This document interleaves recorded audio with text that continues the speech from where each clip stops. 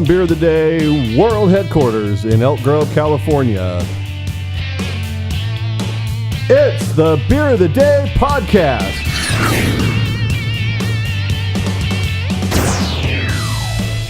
On the show tonight, we go up to Oregon to try The Devil Went Down to Oregon from Ninkasi.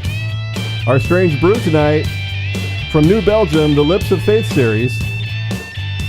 And then we take 4 of the very best double IPAs we could find and stack them up head to head in a blind taste test.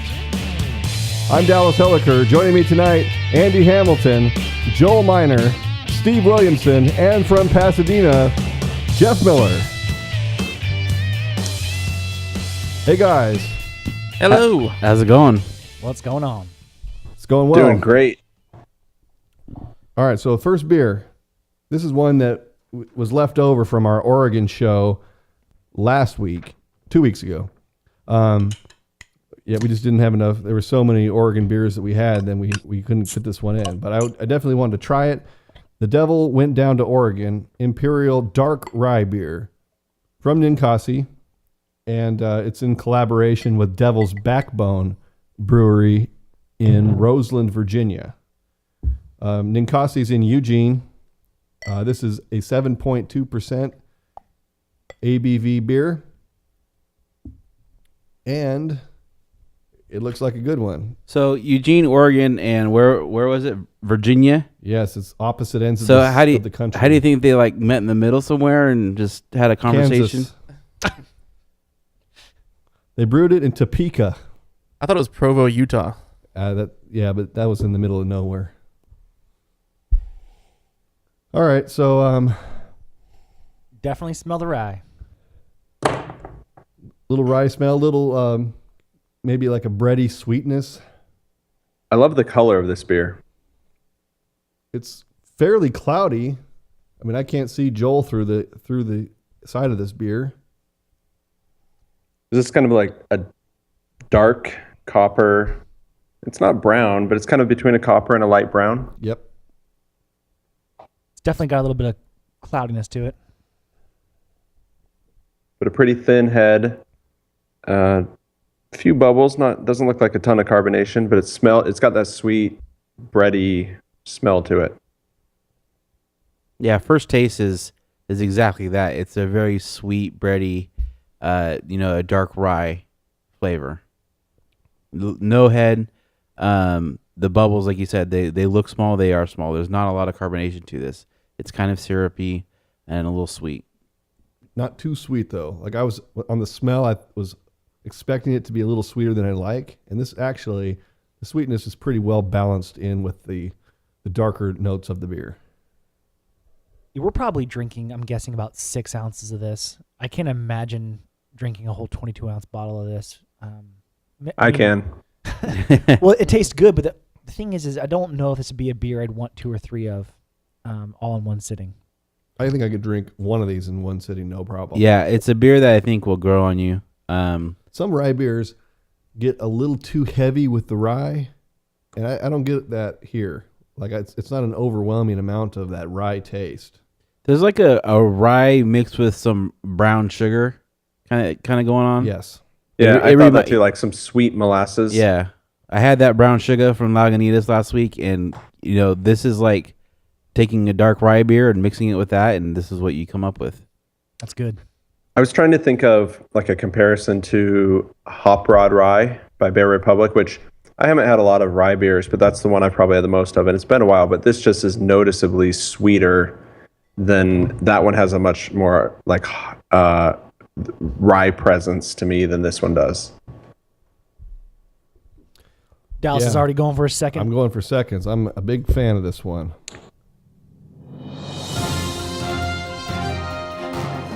And while I drink that, let's get into the beer news of the day.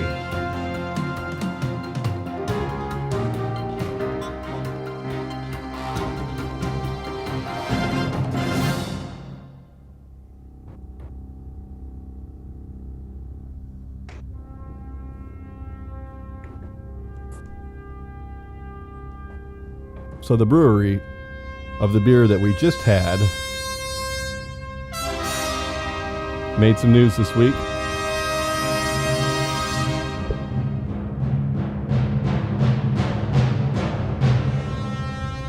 They produced the very first beer with yeast that went to space and came back.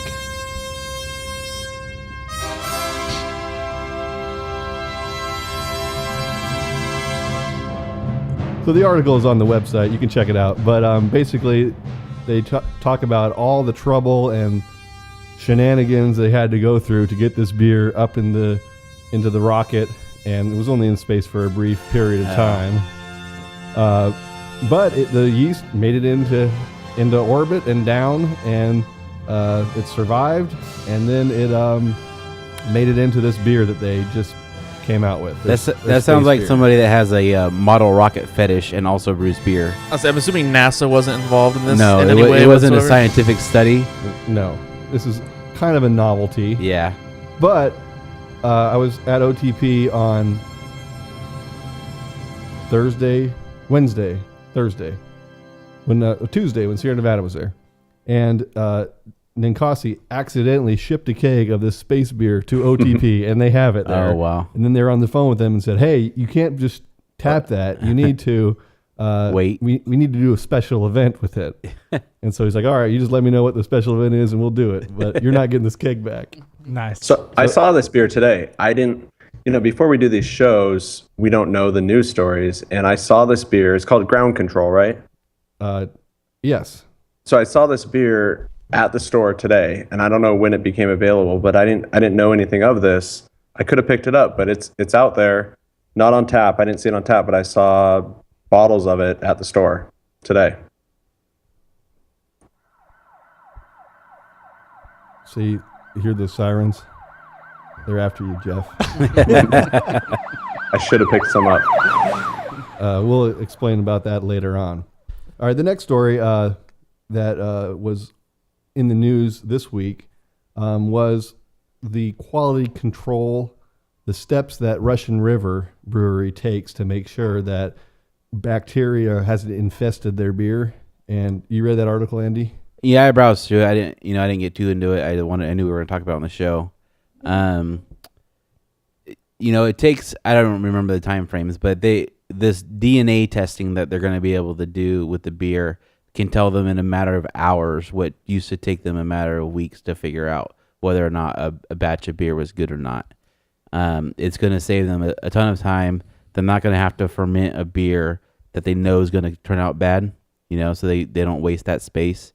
It's going to revolutionize the industry in that regard, the QC portion of the industry. And I remember when we went to our Sierra Nevada, they talked about, we went to the Sierra Nevada brewery, and we went to one of just going through a brewery tour, and it reminded me of the article when they talk about the steps they go through to make sure that different yeasts don't come in contact with each other, right, or any type of fermentation.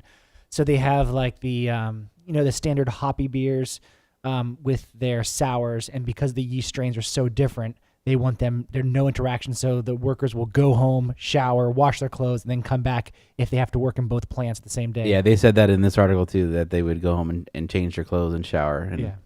it makes sense. It's just that's a love of beer right there. Well, and then Sierra Nevada talks about how they opened up that second brewery, where North is it? Carolina. North Carolina, and how because they're so dedicated to the same consistency of their beer, they have a hard time with the water because the water from the West Coast and the East Coast are so different. They invest millions of dollars in making sure the water is similar. Yeah, and they've got the chemistry down now. They spent 5 years or something getting it right, and then they've got the pH and everything, the alkalinity and everything that's, And how it should be. And I think that's why Andy gets mad at me when I stick the hose in the carboy. I told our first batch, I was like, hey, you got to be cleaner than this. I was just gonna You can't stick your garden hose in the freaking beer, man. I was just gonna take some pool water and fill it up and boil it real quick. So Yeah, so this article came out on, I think, Monday, and we had gone to Russian River Brewery on Saturday, a week ago tomorrow. So what was your impression of the place, Andy? It was pretty cool. The The vibe I liked because it was more restaurant than brewery, which I'm okay with, but it still had the big brewery feel. You know, it had all the taps. There was a lot of people there just for the beer. There's a line down the street of But- people just for the beer. They've been there for a long time, and there was actually a brewery there before they were there. They bought the place and they took it over. It was already a brewery, and it's got that old vibe. You know, it's got the old kind of 70s style menu boards and things like that. I like that feeling. Yeah, the beer was flying off the shelves. I mean, that place was for as small as they are doing some big business. I Yeah. mean, people were there, and it wasn't that expensive either. People were, buying all kinds of beer. Yeah, I loved it. You know, when you think about how big they really are. I mean, they're not one of the biggest breweries in the country by any means, but they're big. And being there, they don't feel big, which I like. I like that. I don't like They seeing. did keep the small fee. I don't like seeing all the money. You know, I don't need to see that. I just want to have good beer and have a good time.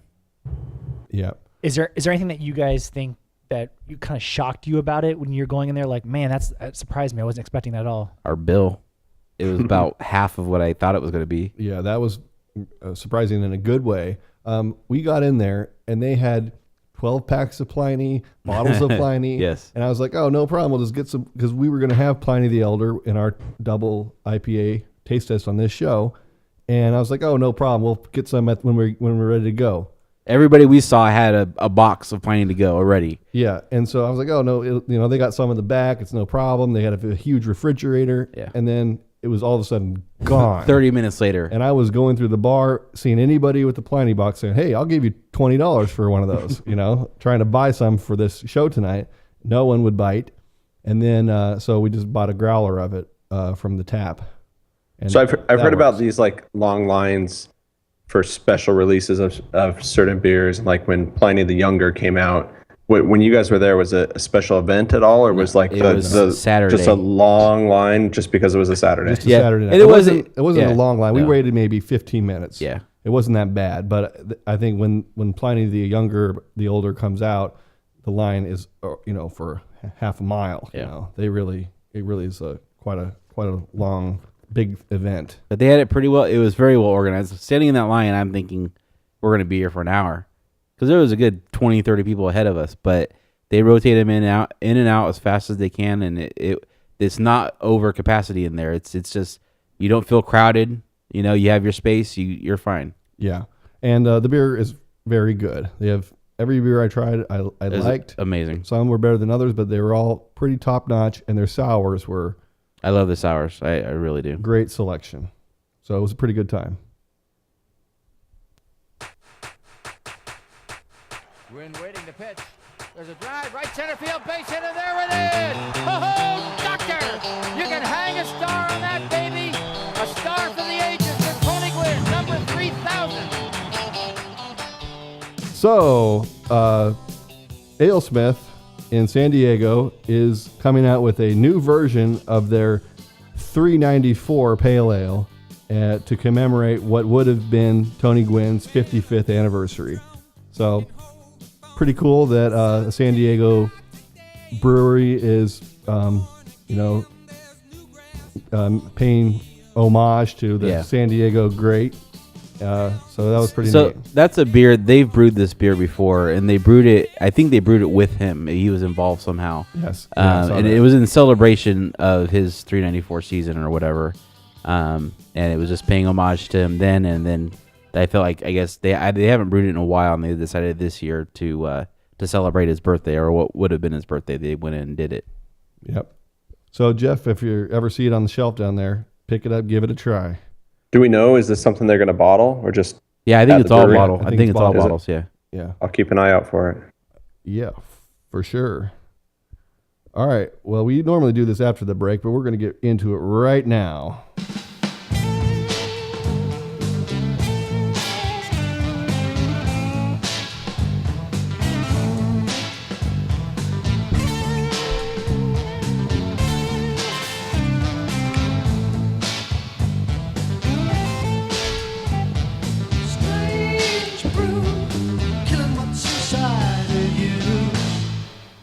All right, it's time for our Strange Brew segment. We've done several of these Lips of Faith series beers from New Belgium.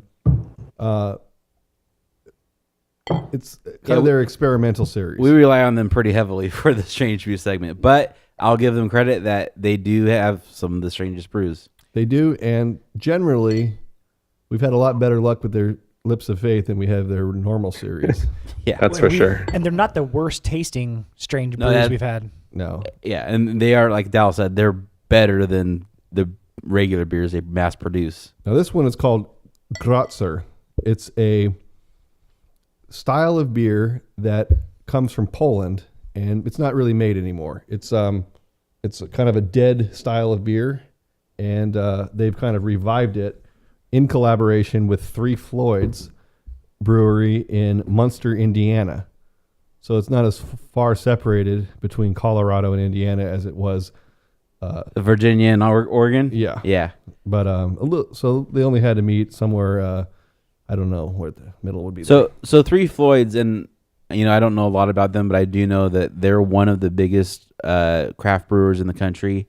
They don't distribute to California, so we don't get anything they make. So we have to settle for something they collaborated on with another brewer. with the big boy. Yep. Is there any information on that bottle you can share with us, Joel, about the style? Yeah, so not much except for like you said it. It's not dead. They're reviving it. It's been long buried, but they say it has a smoky, robust oak smoked wheat, as well as a slightly sour finish. And one of the things that they keep talking about is a foamy mouth. Rabies?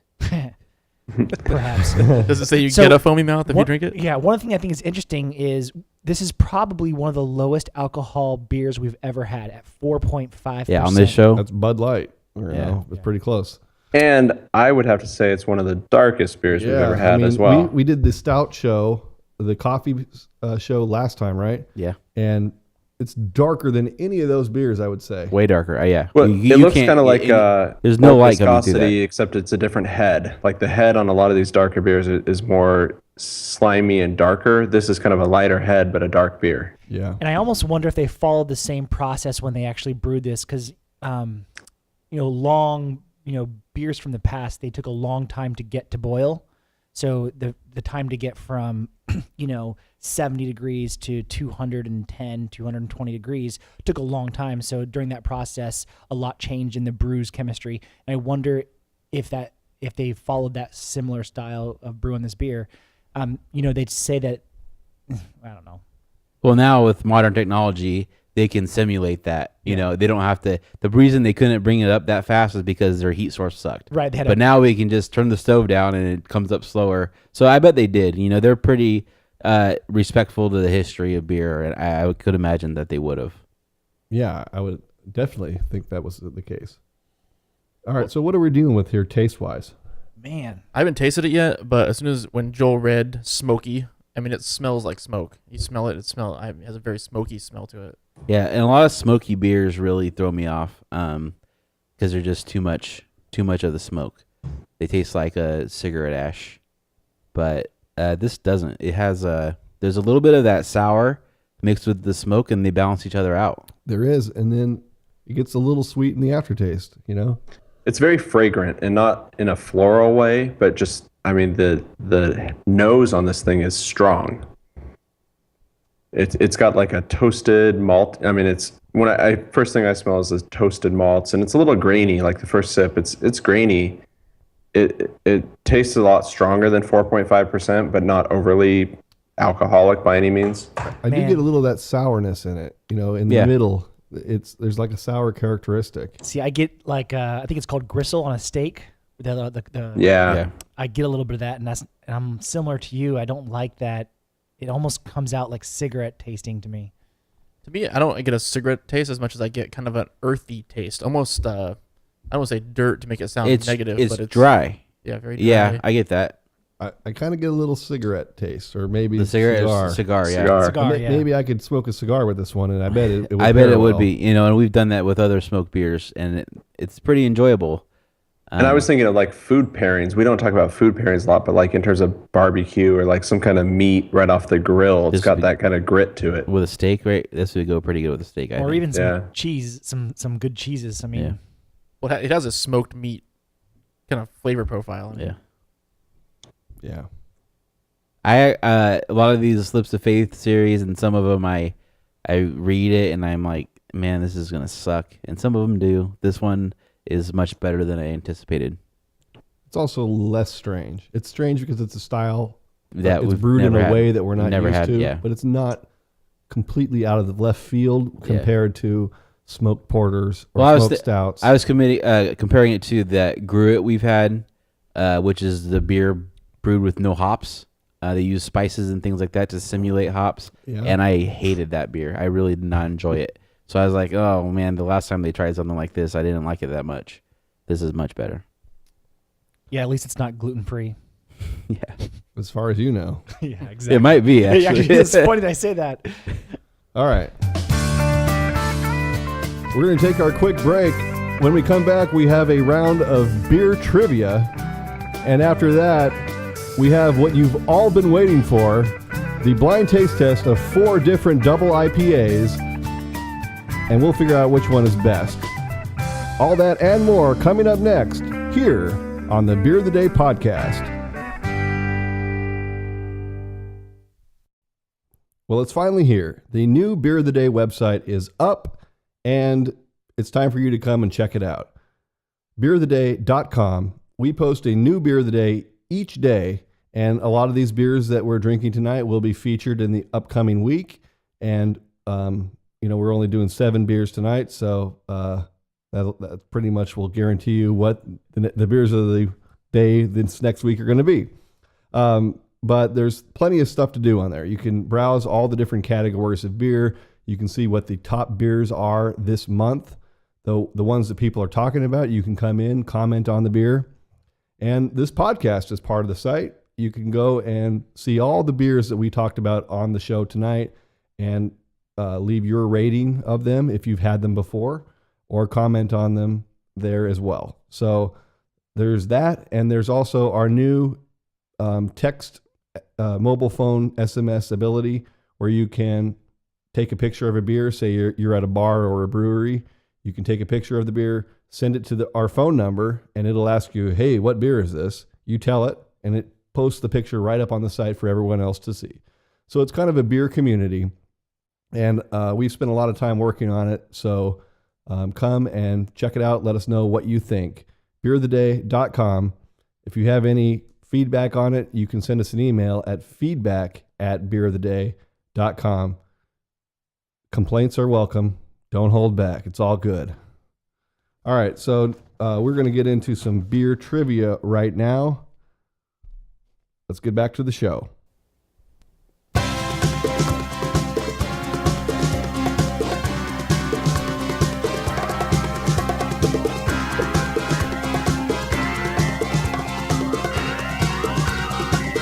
And now, Beer Jeopardy! I already introduced today's contestants, Andy, Joel, Steve, and Jeff. Jeff's going to have a slight delay because of the Skype connection. It's a little bit of a disadvantage, but I'm sure he'll be able to adjust. It levels the playing field a little bit. Just a bit. Your name is your buzzer, so when you know the answer, just call out your name, and I'll call whoever calls their name first, and then you can give the answer. The answer, of course, has to be given in the form of a question. I'm going to lose then. There's no categories. The only category is beer. We have 10 questions. So if you get the answer right, then you get the next question. If the next question is our one daily double, then you have the chance to, Can I bet all the questions? all the questions you've got right, you can All right, double all up. right. And then there is Final Jeopardy at the end. I will keep score. Okay. All right, let's stop the music. All right, our first question. Everyone ready? Si, senor. Where's my pen? I'm going to get my little scoring written down here. I didn't practice this part. Steve and Jeff. We have 2 J's, so Joel and Jeff. All right. Question number 1. This city, known as Beervana, because of all the microbreweries? Andy. Andy. Portland. Portland is correct. 1 Good job. point for Andy. It's kind of confusing to hear Andy say his own name so loud. I mean, normally he does that by himself, but Question 2. In beer making, yeast takes the wort and turns it into what two byproducts? Andy. Andy. Alcohol and carbon dioxide. I'll accept that. It's ethanol, but Well, alcohol yeah. too. Very good. Continue on. Question number 3. You guys can just call Yeah. your name when you know it, even if it's just a guess, right? oh, okay. Here we go. Question 3. Jeff. This state, Jeff. Answer? It's a state. Just choose a state. Maine. I would have picked something else. Incorrect. Sorry, your answer is not in the form of a This question. state has the most craft breweries in the United States. Andy. Andy. California. California. Not fair. 3 for Andy. Number 4. A standard half-barrel U.S. keg contains this many gallons of beer. Joel, Andy. Joel. 7.5. Andy. Andy. 15 and a half. 15 and a half. I thought these had to be in the form of a question. We're past Andy, that. over 4. Number 5. Top fermentation generally characterizes this large classification of beer. Andy. Jeff. Andy? Ale. Ale. Correct. That was a tie. So that's 5 for Andy. That was a delay penalty there. That was the delay penalty. None for Joel, Steve, or Jeff. All right. The next question. Oh, it's very loud, but it's a daily double. This question is only for Andy. Oh, wow. If he gets it right, he doubles his score. If he gets it wrong, I go back he to- goes back to 0. Okay. Wrong. This is an audio daily double. The following advertises this brand of beer. This is the land of sky blue waters, land of cool enchantment. Listen.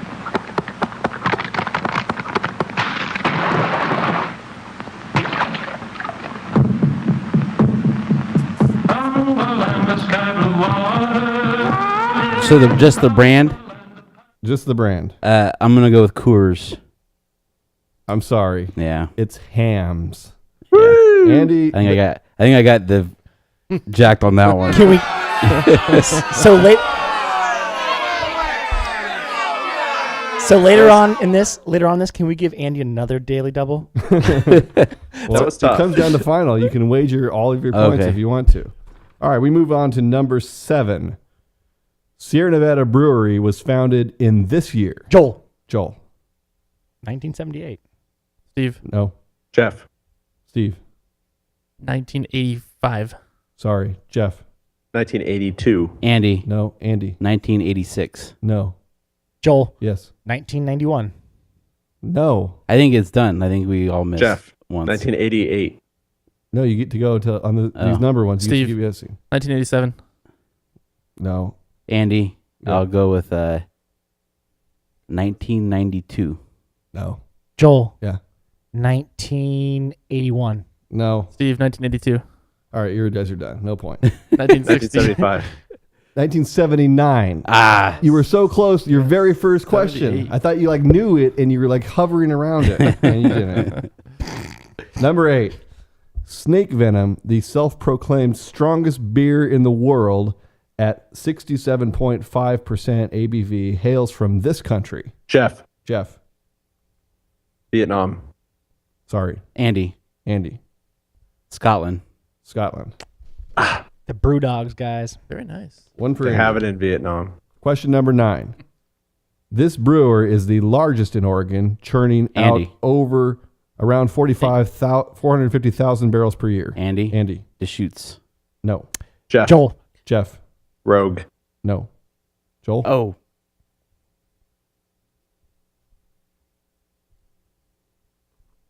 I don't know. I got nothing. Wait. Jeff. We're done. Widmer Brothers. Oh. All right, it's time for Final Jeopardy. In this game, you can wager up to I the can number wager. of points that you have, but if you have 0 points, you can wager 1. So Oh, that's I have one. Andy has 1, Joel has 1, Steve has 1, Jeff can wager 1. So you can all wager 1, right? Let's wager 1, I think. Yeah, I'll go with 1. I'll go with 1. All right, here it comes. You have to think about it, and then we'll go around the table and give your answers at the end. Of the 3 big light macro brews in the United States, and you know the 3. Yeah. You want me to list the 3? No. This has the lowest number of calories. I know the answer. 60 Did we go around? seconds. Oh, son of a gun. Can I get clarification? Yes. Is this the standard brew that the company makes? The Bud light. Light, Coors Light, Miller Light. Okay. Which has the lowest number of calories? How's this going to work if we take turns? Because after I You guys have answer, to write it everybody down else on is your gonna- piece of paper. I wrote it down. Write it down. Oh, so I should go first, since you guys you have can't to see hold me. up your piece of paper. We just have to guess 1 of 3. One of the 3. Is it done? Yeah. Yep. Okay, Jeff, hold up your piece of paper. Hold Raise it up. it up a little bit. There yeah. you go. Miller Light. You're correct. Wait, I'm gonna switch mine. Nope. Andy had Coors Light. Yeah. Joel Miller. Miller. I had Jeff Miller Light. Jeff Miller. So, So with I- a tie. So I answered all the questions. I lose. 8 out of 10 ain't bad. Apparently. I like this game. Unfortunately, you wagered too much on your daily double. That's why I don't watch Jeopardy. Too bad real life wasn't like this. All right. Well, now it's time for what we've all actually. Sorry, my bad. I was jumping the gun. I really am excited about trying these beers. But Jeff went to a beer festival this weekend, and we need to hear about it. I don't want to. did. We can't move on to the blind taste test of the double IPAs because after that, who knows what's going to happen. So we got to hear the story now, Jeff. So I went to the Newport Beer Festival in Newport Beach, California. It was Saturday night. It was different than other beer festivals in that it did not start until 6 o'clock. Most beer festivals I've been to were during the day. So I thought that was kind of interesting. It started, around sunset. It was a pretty typical beer festival. There was nothing that special about it except that it was on the beach, which I think is unique. It was at Newport Dunes, which is kind of like the bay right by the ocean. I Jeff, guess there were, Jeff, real quick, did you take the 210 to the 10 to the 405? yeah, something like that. I drove down earlier. We had a hotel. It was nice. We stayed in a hotel right next door. And I guess there were 25 or 30 breweries. It was kind of your typical setup in that each place had two beers, I think. Oh, but what was crazy about this, we had VIP tickets. We paid extra for VIP tickets. I was so mad because we got there early. VIP, you're supposed to get in an hour before everybody else. We got there and we waited in line for an hour to get in. And we had to stop. We sent somebody to a store to get beer to drink before we even went to the beer festival to drink while we waited in line. And then we wait in line for an hour. We get up there, we're so close, and we see the short line. The whole time we're thinking, are we in the right line? Because there's all these VIP people. And we get all the way up there and we ask the security guys, hey, what are all these people that are, in the short line? And they say, oh, they're general admission. And we're like, what the hell? Why do they get to go in now? And the guy says, oh, well, you guys got to get in an hour earlier than everybody else, but not really when we waited in line for an hour. So the setup was kind of weak, I thought. But the beer was, standard, mostly Southern California breweries, a lot from San Diego, a few from the LA area. What do you want to know? You want to know about some of the beers I had? Yeah, I want to know what the best beer you had when you were there. So the overall, and I didn't try them all. Pretty much every place I had one of the two beers. The overall best beer was from Rough Draft in San Diego, which I know most of you guys have had. The beer was the Southern Triangle IPA. which was unique for me in that it's made from all hops grown in the Southern Hemisphere, which I think most of the beers we drink are kind of Northern Hemisphere hops. Yeah. So that was a solid, tasty, hoppy IPA. So that was the best beer. What else? What was the strangest beer you had? The strangest beer. There was one really unique one, and I don't know if it was just because we did the coffee show last week, but the most unique one was from this brewery called Bootleggers, which is kind of a smaller brewery. It's from the LA area. I think it's actually in Fullerton, but they have this one called the Black Phoenix. Anybody had that? No. It is a Chipotle coffee stout, and it was. That sounds awful. It wasn't terrible, but it was the most unique for sure. It had that kind of weird, coffee flavor, but a little spicy and tangy. That was by far the most unique one. So it's the most memorable, but also the Rough Draft was the best one overall. And would you go back to the same festival again next year if it was if you knew it was going to be the exact same, minus the line? I would, but I'd buy a general admission ticket. It's not that far from where I live. I mean, it was an hour drive. You can't, it was perfect weather on the beach, drinking beer. You can't really beat that. Yeah. So I would for sure go back. Great. Sounds like fun. All right. So now, not jumping the gun anymore. It's time for the blind taste test of 4 of the best double IPAs that we could get our hands on. So we have up against each other Russian River Pliny the Elder that we brought back from the brewery in a growler. We have Knee Deep Hoptologist Double IPA from Auburn. We have Firestone Double Jack from Paso Robles. And St. Archer Double IPA from San Diego. Man, I'm excited for this. Yeah, so we have them all poured out in glasses. We've numbered them, but we don't know which one's which. Steve knows, right? I knew at one point, but I've forgotten by now. You didn't write it down? I have a record of it. I haven't been looking at it. It's kind of interesting. These are from all over California, What's too. the record of it? Yeah. I have them written down. Okay. It's like 4 different parts of California. I don't know if you guys... I don't think we planned that at all, but 4 different parts. You're right. We have Northern California. We have Bay Area. We have L.A. In San Diego.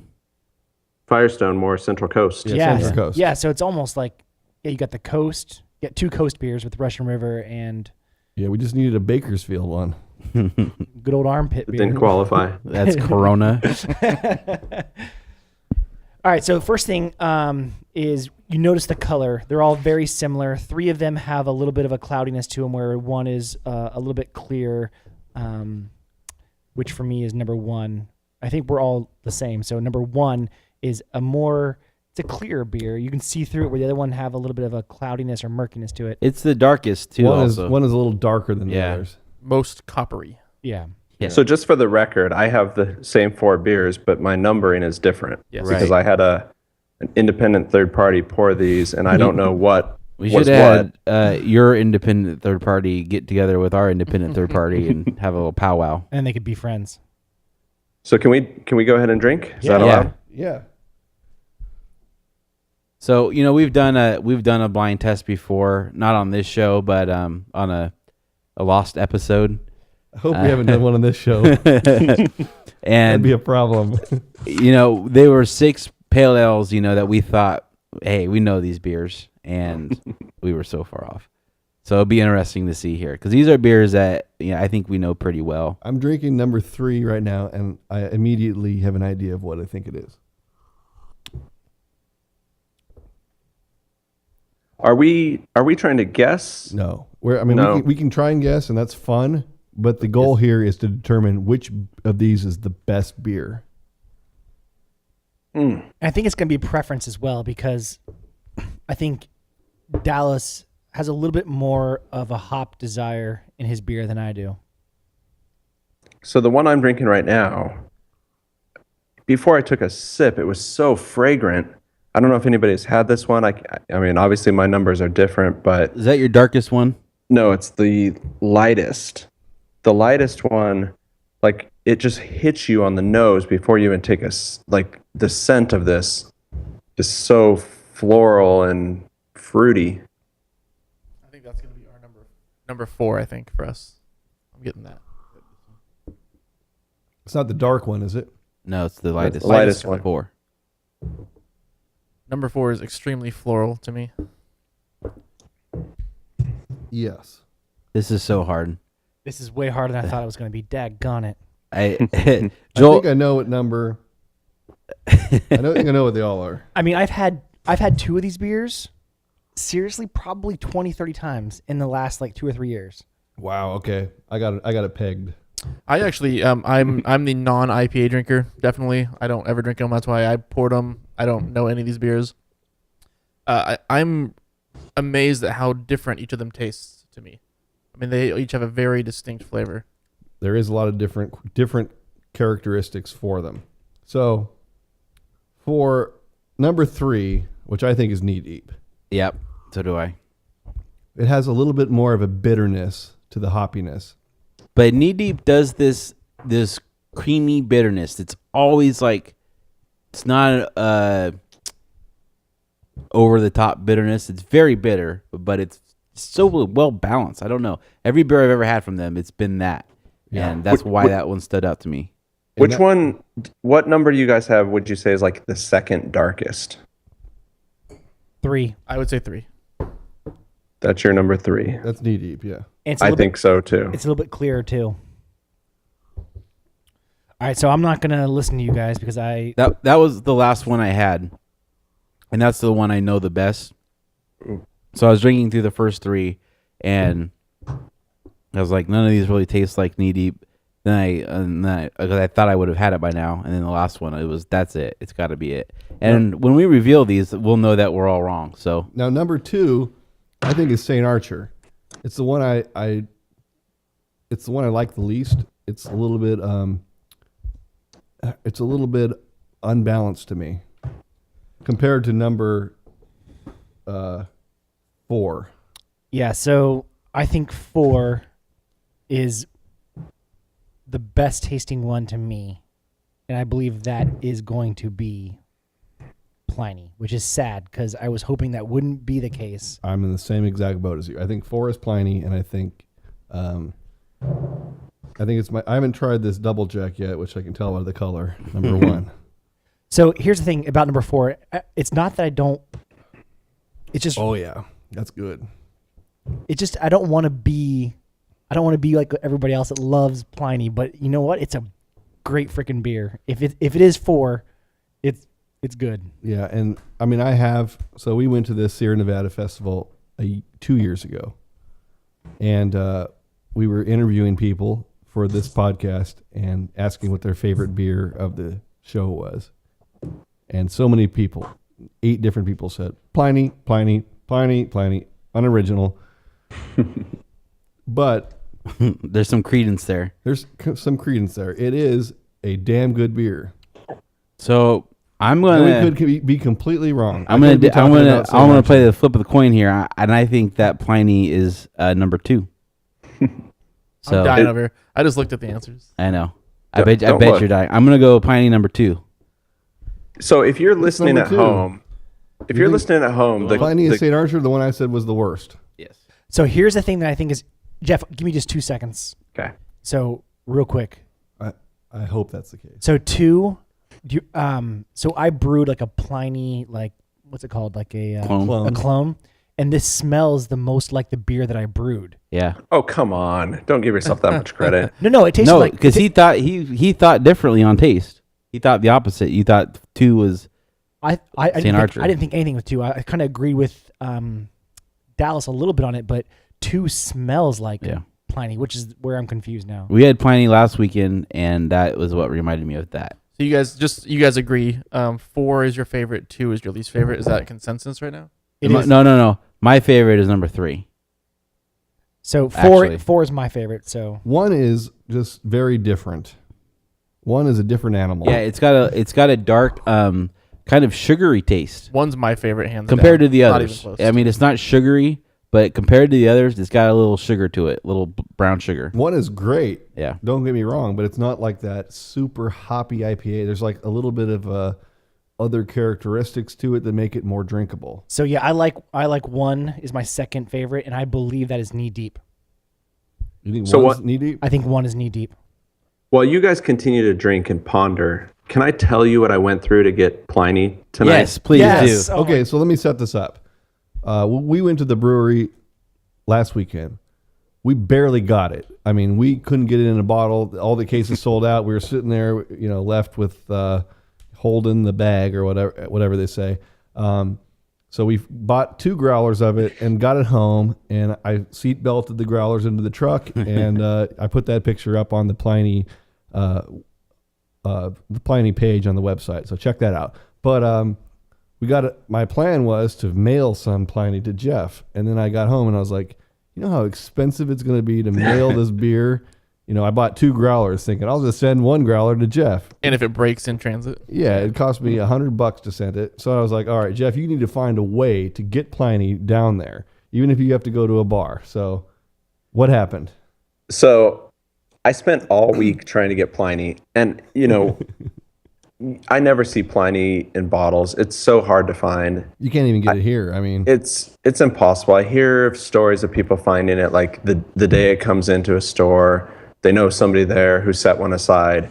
But I hear that the Nugget actually gets it on a regular basis, and the employees buy all of it. It never makes the shelf.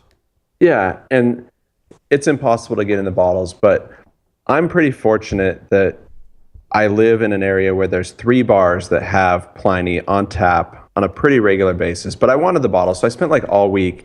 I probably went to 10 different stores this week trying to find Pliny. Nobody had it, but I was holding out faith that tonight I could go to a bar and somehow get the Pliny on tap and sneak it home for this purpose.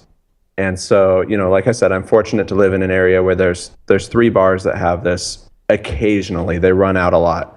So I had my fingers crossed, because I couldn't really buy it earlier in the week. It would go bad. I had to wait till today, hoping they had it.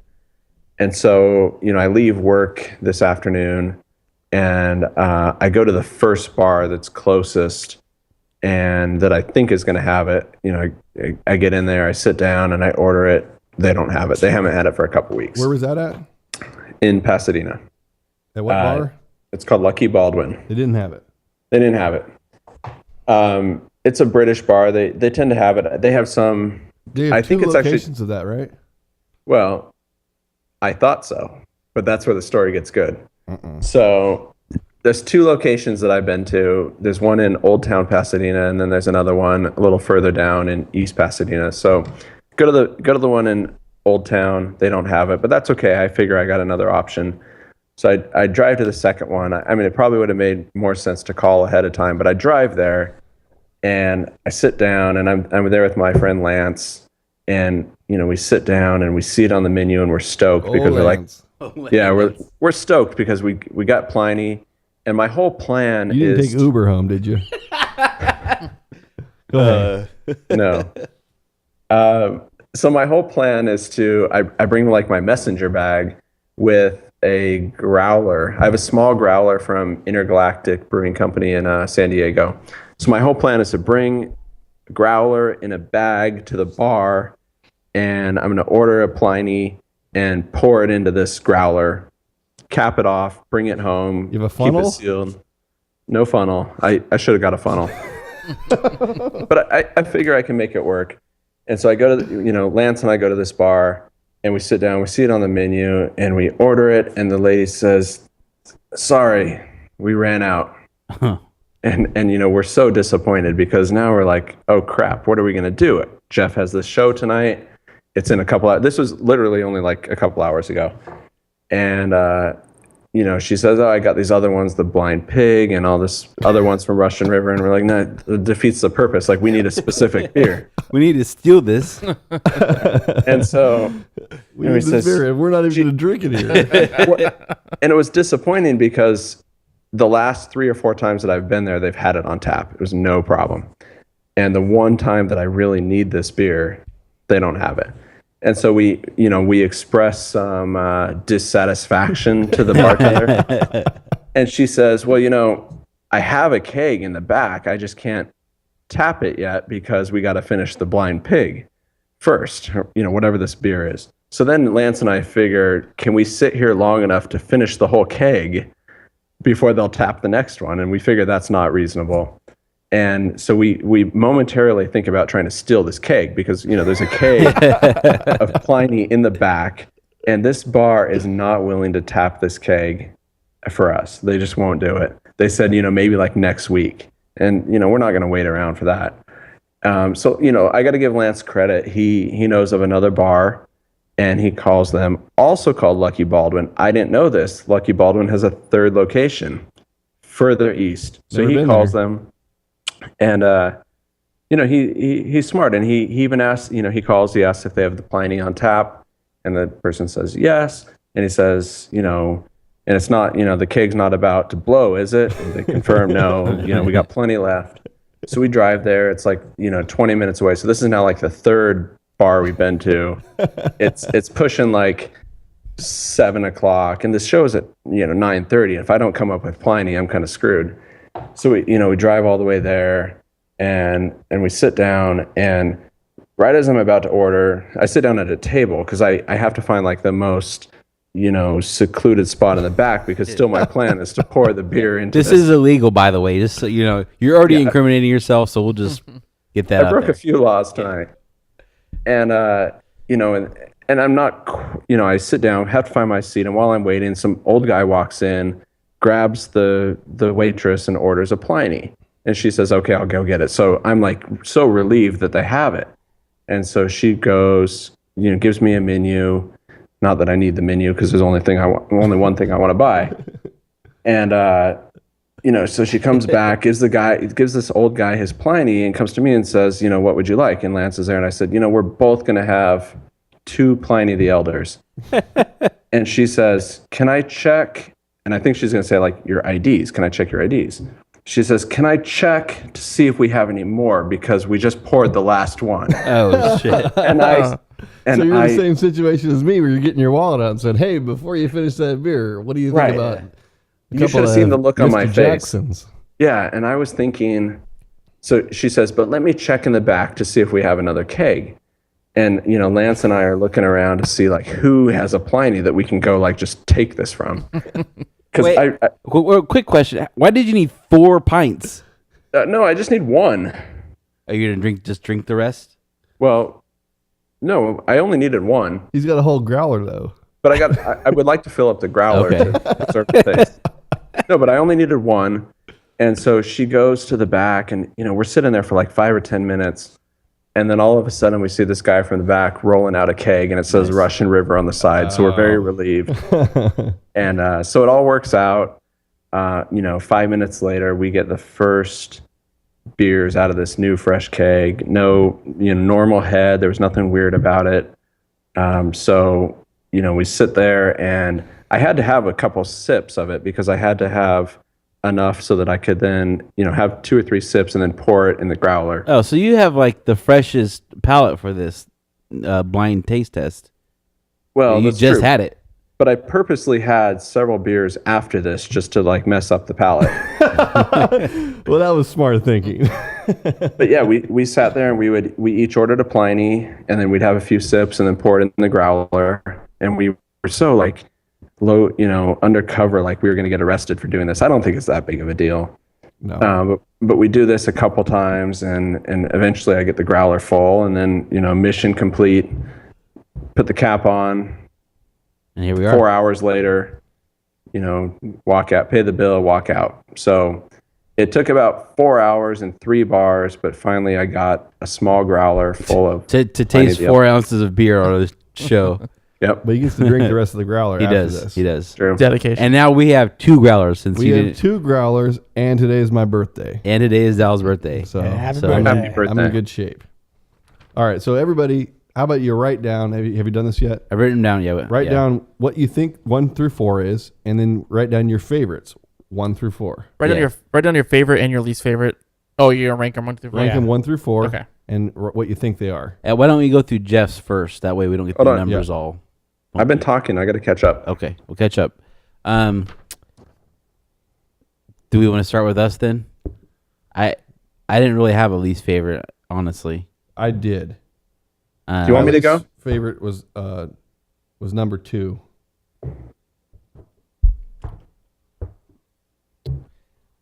So it's hard for me to rank a least favorite. Yeah, me too. For On sure. these beers, 'cause I It's- really do enjoy all of them. Yeah. I do too. And actually, 1 through 3, like 4 is the number 2, which is my 4th favorite, is like below the others.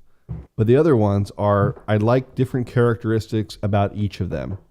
Like number 4 is this very high range spectrum. Like it's like a soprano of hoppiness, and it's very smooth and just a great tasting beer. Number 3 gets a little grittier, right? Yeah. It's like You think so? yeah, it's like there's more darker characteristics. Okay. With number 3. But I feel like it's smooth. It's smooth, yeah. but I just think that if you're looking at like the musical spectrum, number 4 is a soprano and number 3 is like a tenor. Okay. Maybe maybe an alto, because number 1 is more of a tenor, which is number 1 is a darker beer, a little bit sweeter character, a little bit maltier than the other ones, and then number 2 is just kind of not very good. It's just got a ton of 2 is good. And that's the thing is I think you would It like has like a chalkiness to me that I don't like. I think you would like 2. I just think it's got a ton of hops. I think your guys' number 2 is the same as my number 2, that it's got this kind of not great smell. I think it's probably the St. Archer. I think It's just, it's a little pungent. I think it's the St. Archer. I think it's Number 2 to me, not having tried any of these before, actually, it has almost like a chlorine taste to it that I did not Yeah. appreciate. Yeah. It. I agree. Now, for the record, just one differentiation here is the St. Archer I'm drinking is out of a can. You guys have the bottle. Yeah. Everything else is the same. Oh well, that just throws it completely out of whack. So Just Shut throw it. it out the also window. the St. Archer. Shut it down. This was on tap at St. Archer when we were there, but we've only had it that one time. I don't think we've had the double IPA since. And we were drunk. And we were drunk. Okay, so Lance no was answers. driving at that all point. right, here we go. So Yeah, let's, Lance. Here's what I want you guys to do. Do you have a consensus on the worst beer? I do. I mean, none of them are horrible, but I can tell you that I do not like number 2. I like it. I guess I would agree with that. That number 2 is my least favorite. Yeah. Okay, I think- agree. Is it okay if I reveal them in that order from Wait, ranking wait. them from least Hold on. to best? Why don't I reveal mine first? Yeah, let's do yours first. So my number 2, my least favorite, this is the one that I felt like had the not great smell. Chlorine. Chlorine, number 2. I got to look at the bottoms. Nope, not that one. Looking up the skirt. Winner, St. Archer. Okay. All right, The, so he was the right. worst I mean, we one don't that I- know though for Yeah, sure. we don't know for sure. So that's Jeff's number 2, That's my number 2 is Yeah. the ranking number 4. and your least favorite beer My least favorite. was Okay. St. Archer. St. Archer. And you guys all think that St. Archer is going to be your least favorite, Yes, and that it is No. beer number 2. No, I agree. No, But I not think Andy. beer number 2 is. I'm with Andy on this one. I think is Pliny, because of the smell. Beer number 2 is Knee Deep Hoptologist. Are you sure you had this right? I'm positive. I'm 100% positive. I was very careful about this. You did this correctly. I did it correctly. Man, Oh man, that that really, that messes me up big time. Joel, You know what? When you guys were saying how much you didn't like number 2, especially Dow, when he said this is St. Archer, I don't like it, I thought I was trying to remember back, and I thought I did Pliny as number 2, and I was gonna say, oh, sorry, Dow, just Poor- crushed your favorite. So- beer. Charlie, that I just finished it, so I don't know. You have Number- number? Can I try your number 2? So you guys had Pliny as the lowest. no, we had number 2 as the lowest, And Oh, St. Archer. Hoptologist. and it's Hoptologist. Wow. is the correct answer. Because Oh, you had Hoptologist as the lowest. Wow. I mean, normally when you ask me what my favorite beer is, I say Knee Deep Simtra, which is their triple IPA, which I think is every time I drink that beer, I'm like, I can't imagine a beer better than this. And Hoptologist, I've never been a huge fan of. It's like a level under Simtra. But for it's- me to pick that as my least favorite is shocking to me. And Well, for Joel, it's for, one of my favorites. Yeah. for Joel to pick it as his least favorite is he's gonna have to go see a therapist. So- Okay. So no one had that right, correct? Yep. I'm All so right, quite- number 3, Jeff. My third favorite. Third favorite. Third favorite to me is what I have as number 4. I didn't have much to say about this one. Oh, not the Pliny. Firestone Double Jack is my third favorite. And that's what I thought So- Firestone was, which was my third favorite. So number 1 is what I thought Firestone was, and Me too. that's my third favorite. Me too. So I think Firestone is number 3 for me. What was that was your third favorite beer? That was my number 3. No, he thinks it's number 3, not the third, Oh, number Okay. 3. So Andy and I think that Firestone is number 1. and that it's our third favorite beer. So mine is 3 and 3. So Okay. it is my third favorite beer, and it's number 3. Yeah, okay. For the record, not that it matters. My third favorite beer is the fourth one. But okay. Okay. So what number do you guys want to know? We need to know number 1. What number 1 was? first. Yeah. And Jeff said. Well, Jeff doesn't. He has numbers are different numbers. You Well, say it's Or what fi- was Jeff's third favorite?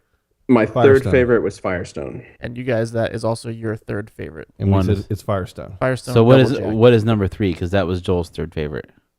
Well, I don't want to give away yet. Number Okay.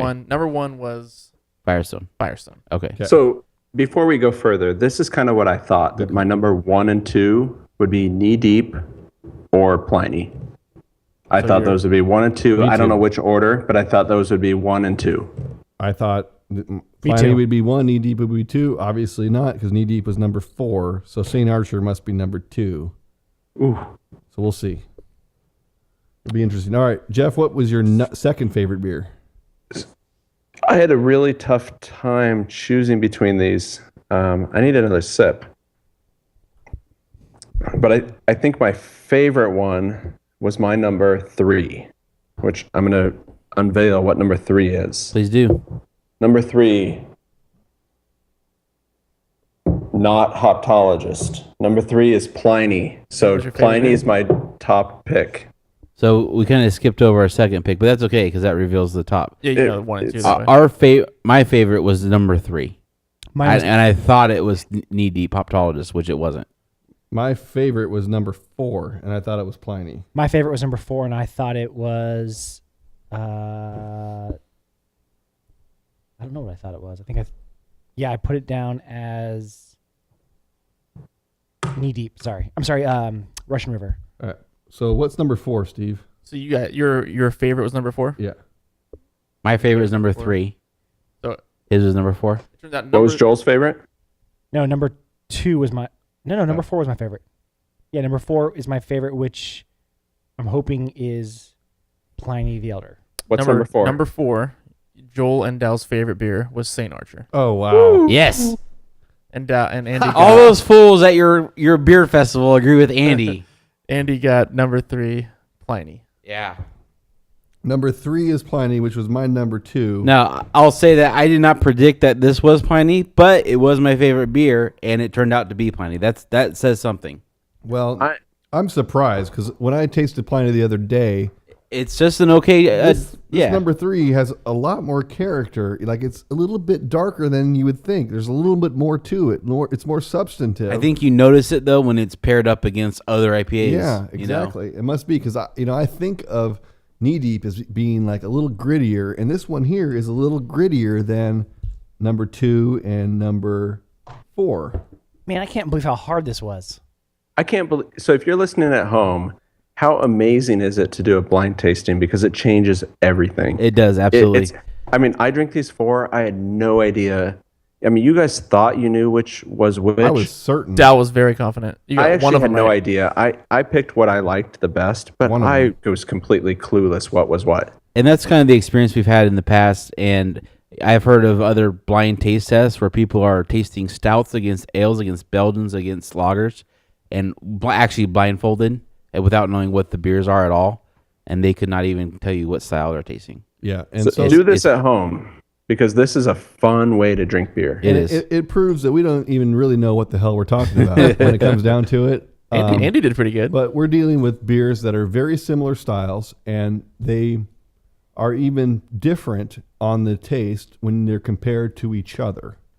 But I have a much deeper respect now for St. Archer than I did before. Well, I picked that number one over Pliny and Knee Deep, which is one of my favorites, and Firestone, which is one of my favorite breweries. And I picked St. Archer, which I've been iffy on. Yeah. And good for them. I mean, that's... I think I remember you said that you don't like St. Archer, and you were sure it was your least. The one you ranked least was for sure St. Archer. Yeah. What I think is really interesting is St. Archer IPA That's is the one one of I my drank first, and it's gone.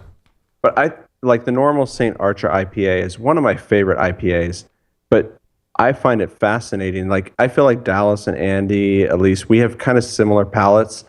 I put St. Archer as the number 4. And you guys had it number 1. I did not have it number 1. And Not had it you, number but 2. Dallas and Joel. Sorry, What Dallas do you and have Joel. number one, Andy? Pliny. Oh, Pliny? Yeah. So I had Pliny number 1, Knee Deep number 2, Firestone number 3, St. Archer number 4. And if I had to guess going into this, that's probably how I would have ranked them.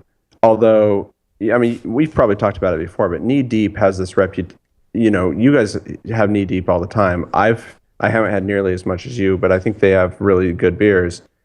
Pliny has this reputation as being like the best double IPA from a lot of people, like we kind of talked about. I've always thought it was a very solid beer, but I never thought it was the best beer. But I'm, very, I don't even know how to describe it, but when it's my top pick, Yeah, I'm disappointed that I agree with everybody. Yes, me too. And because if I was at a store and there was a bottle of Pliny and there was a bottle of Hoptologist next to each other for the same price, I'm going to buy the Hoptologist. Me too. Every time. But this But they don't have is Pliny telling in me a store different for us to story. buy. Is that you guys just rooting for the underdog? No, I think it's a brewery that we really enjoy. We really like all the beers, and that's one of them that I really enjoy. And I'm just surprised every time I've had Pliny in the last year or two. Some of it's been down at Lucky Baldwin where Jeff thieved some beer, Borrowed. that he paid borrowed. for. Yes, I had it and I was like, man, I really wish I had got something else because this just tastes like any other IPA I can get anywhere else. I always thought it was overrated. Like Way overrated. We all agree it's a good beer. Absolutely. It's just a matter of, is it the best beer? It's hard for me to say it's the best beer. But here's the thing is, it does say something that all of these beers that we had, all 4 of these are outstanding beers. And these are great beers. And I trashed, in comparison to the other 3, I trashed the Knee Deep. Yes, me too. And man, that's one of my favorites normally. So it's very strange that is the case. But, blind, you don't know. Yeah, and you're doing a taste on something. You're trying to compare them, so you are ranking them. But regardless, if you had different styles of beer and then had these beers, if you like the hoppy kick, you're going to really enjoy any one of these beers. They're all great beers. Yeah, and I'm very happy that we have half a beer on each one, probably, And another growler of Pliny. and another growler of Pliny. So, So, we're in good shape for tonight. Happy birthday to Dallas. I'll let you finish mine too. So I was at the bar the other night, and I was telling the owner, who's a big beer aficionado, that we were going to be doing this tasting, and I described to him the beer that we had on our Portland show, Gilgamesh Mega Monster. Gilgamesh Mega Monster, it was a beer that we really couldn't tolerate. I mean, it was hard to palate. It was barely drinkable. We characterized it as the worst beer we've ever had on this show. The brewers were trying to go for a very dark character. They were trying to go for something bitter and overly hoppy and overly dark. And they succeeded, and we couldn't barely finish it. And I finished it because I'm an idiot. But So has he ever had that he'd beer? had it. Yeah. The Gilgamesh? Yeah, and he said he talked about what he thought they were trying to do, but he's a bigger. We'll have him on this program too. He's definitely a beer snob, but he knows what he's talking about. Yeah. So- Way better than us. Yeah. So I told him about that, and he says, "Hey, I got a beer from you. I'm going to go in the fridge and get it, and I'm going to sneak it to you at the end of the bar. Don't let my wife see when I give it to you, because she's not going to want me to give this away." So he goes and sneaks it, and I get it, and kind of put it on the side of my shirt. And he's like, okay, so this beer is from Mikkeller, which is a brewery in Denmark, Copenhagen. Yes. And it's one I've had before, several occasions. They're a very good brewery. They're known for doing these. They do a lot of sours. They do a lot of fruit beers, and they're super high price. And I don't know if that's part of the import or what, but they're like $20 to $30 a bottle. They for, are for these little bottles, and so it's nice to have one. He's a big fan of Mikkeller. He gets a lot of them in there. He brings in kegs, has them on tap. I don't make enough money to be a fan of Mikkeller. He has they were involved in that Stouter Day, that barrel aged stout show. Yep. So I've had quite a few Mikkeller beers at OTP. Anyway, he gave me this one. This is supposedly the most hoppy beer in the world. I figured if we just had 4 different double IPAs, why don't we go ahead and just take the hops to the next level and try 1,000 IBU beer? So before I even open this, there's some serious shit floating around on the bottom. Yes, there's a lot of sediment in it, so we got to just stay at the surface. We don't want to drown. 1,000 IBUs, 9.6%. Mikkeller 1,000 IBU. Is that even possible? 1,000 IBU? Yeah, it is. It's possible, but they say the average human tongue can only taste 120, 140 IBU. After that, it's just bitter. There's no discernible difference. Oh, time will tell. So I'm assuming this is going to be even more bitter than Mega Monster. I don't know what the IBUs of Mega Monster was, but it was tough to drink. I'm assuming this is going to be tough to drink, but he gave this beer to me on Tuesday, and I told him I'd do it on the podcast, and so we'll do it. Well, here we go. Sediment, very strong. Now, Dallas, I mean, I'm not even to the bottom. There's still an inch left. Yeah. But Dallas, you were the last pour, and there is a lot of stuff. Dal in got yours. a lot. The rest of us are fine. Okay, yeah. I'm fine with it, though. It's like I'm drinking Joel's beer. So, yeah, the beers I brew tend to get a lot of sediment in them. There's a lot of carbonation in it. Yeah, I'm fearing this because that Gilgamesh, it just ruined my day. So the smell it's very innocuous. There's not a lot of... Does that mean like not much? Yes. Yeah, unharmful. it smells like just an IPA. Yeah, I think. It's pretty mild smell. Yeah. It smells like it's going to have a lot of sweetness to it. Well, let's see what it is.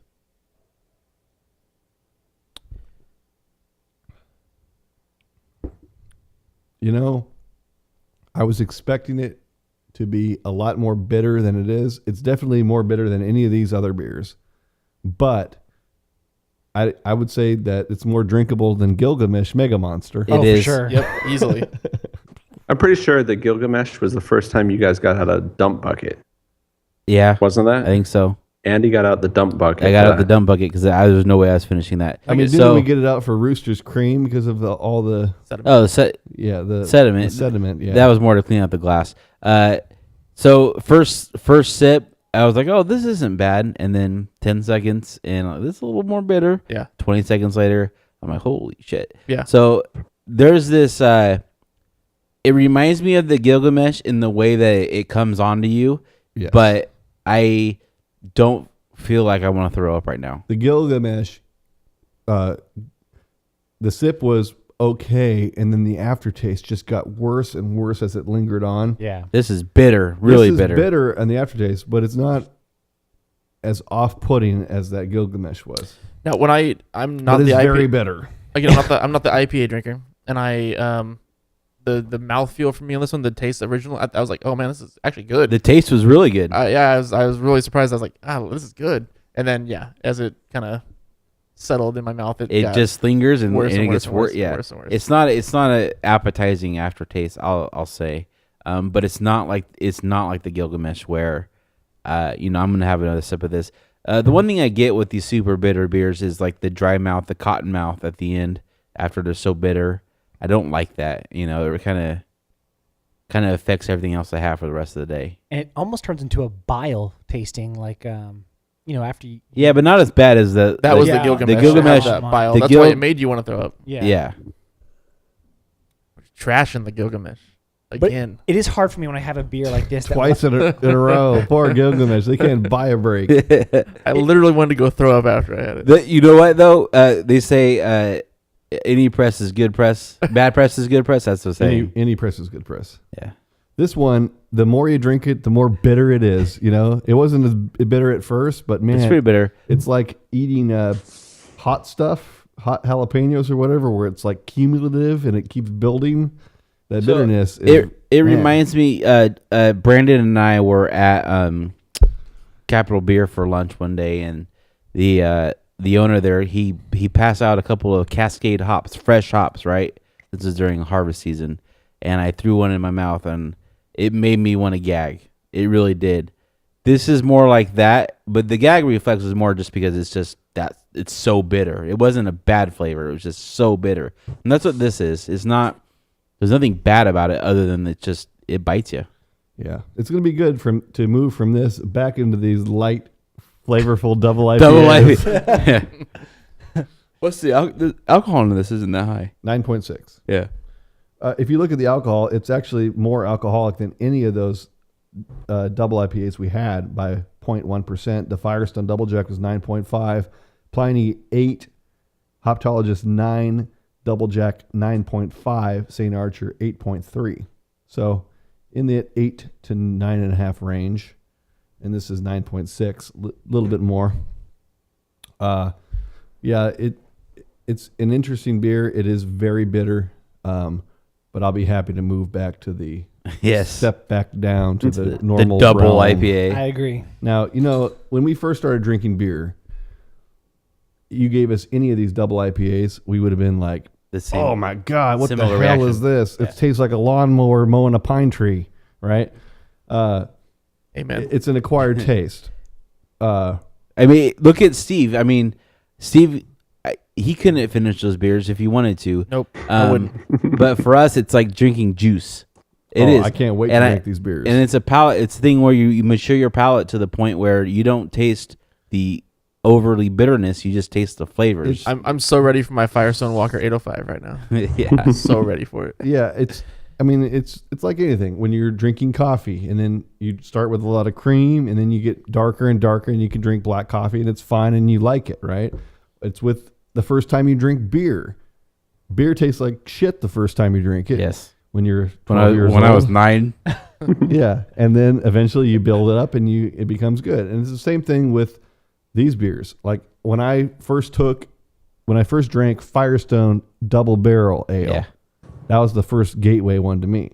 It tasted, man, I couldn't hardly drink it. Mm-hmm. But I had a whole case and I was poor, and so I drank one beer a day at lunch.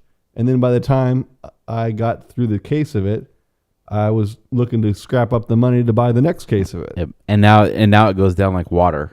Yeah, now that's the lightest beer I'll drink. And then we were moving into these double IPAs. So in a few years, it'll be my birthday. We'll be doing the podcast, and I'll be 40, and we'll be doing the McKellar 3000. That's pretty light, So Now we'll do a triple IPA special, a blind tasting of triple IPAs. Yeah, we should do that. Okay, so we got to get out of here. We're running long. Let's recap the beers of the day. We're going to pick 2 beers of the day today. The first one, not the blind taste test. Okay. Your favorite beer that you had that wasn't the 4, Okay. and then you pick your beer of the 4, which you already picked. Okay, so I'll recap here. We have we started off with The Devil Went Down to Oregon. That was the Imperial Dark Rye beer. That was a Ninkasi in collaboration with Devil's Backbone, the Virginia Oregon thing. And then we went down. We had the Grotzer from the Lips of Faith series, which was a New Belgium collaboration with Three Floyds. Then we did our double IPA blind taste test with the Russian River Pliny the Elder, Knee Deep Hoptologist, Firestone Double Jack, St. Archer Double IPA, and then we finished it off with the super bitter 1000 IBU McKellar IPA. All right, so I'll go first. Obviously, the beer of the day for me was The Devil Went Down to Oregon. I actually knew what tonight was going to bring in, and so I didn't want to drink too much beer early on in the podcast, but I really enjoyed that beer, and if I could have drank the whole thing, I probably couldn't have, if you guys remember, but I actually really enjoyed the taste from a flavor standpoint. I thought it was complex. I like the rye. I like the mouthfeel on it. And it was a good beer. I just don't feel like I could drink a ton of it, but I really, really enjoyed that. I'm glad I had it. And then St. Archer. I mean, I drink a lot of St. Archer IPA, especially in the can. I was really impressed by St. Archer from the blind test, a St. Archer double IPA. It blew me away. I mean, I know some places I can pick that up, and I think I'm going to go grab some. Yeah. On the non-blind taste test beers, Devil Went Down to Oregon. Easy choice for me. Easy to drink. I would have multiple pints of it. I liked it. The other beers I didn't care for. Not something I'd normally drink personally. For the taste test beers, my favorite, hands down, it was not even close, was the Firestone Double Jack. It's just my preference. It was the easiest to drink. Had the sweet taste. That makes sense because it was the least hoppy bitterness of those.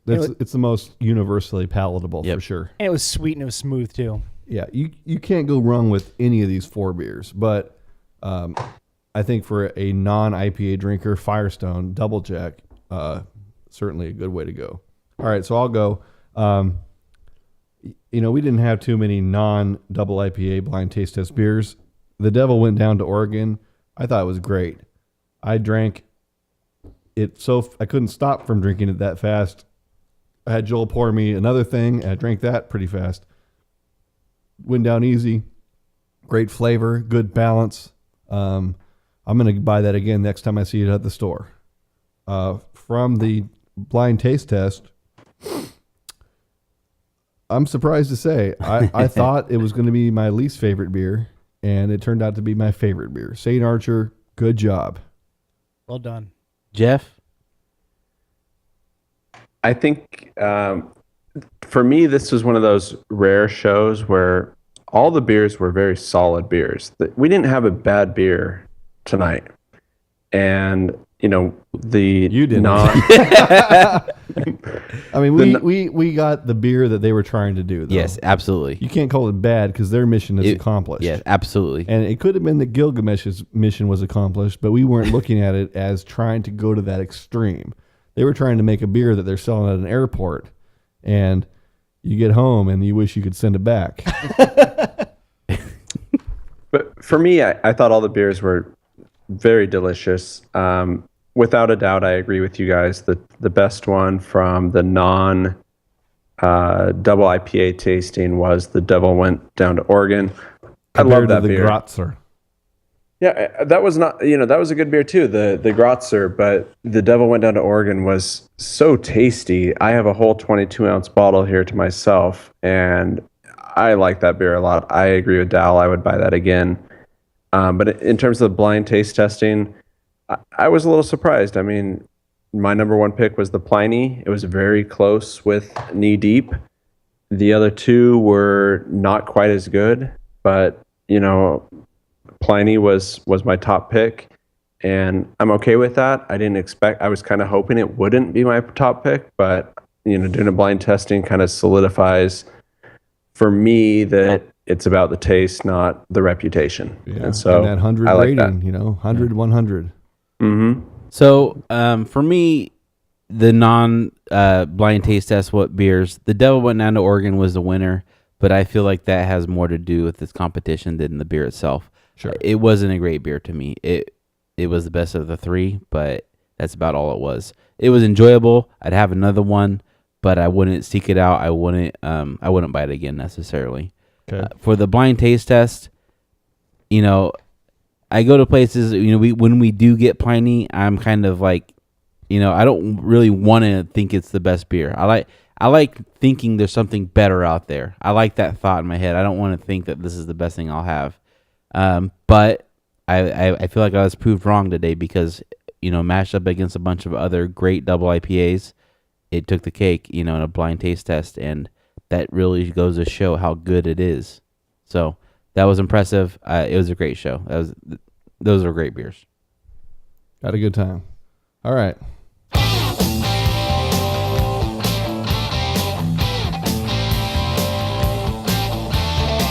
All right, well, on that note, we need to say goodbye. And I think after 4 different double IPAs, we're all seeing double And that's to be expected. We'll see you next time, but before you go, remember, check out our website, beeroftheday.com. And if you're on Twitter, you can follow us at Twitter, at Beer of the Day, or like us on Facebook at facebook.com/The Beer of the Day. If you have any comments about this program or the website, you can email us feedback@beeroftheday.com. For Andy Hamilton, Joel Miner, Steve Williamson, and Jeff Miller, I'm Dallas Helliker. We'll see you next time here on the Beer of the Day podcast.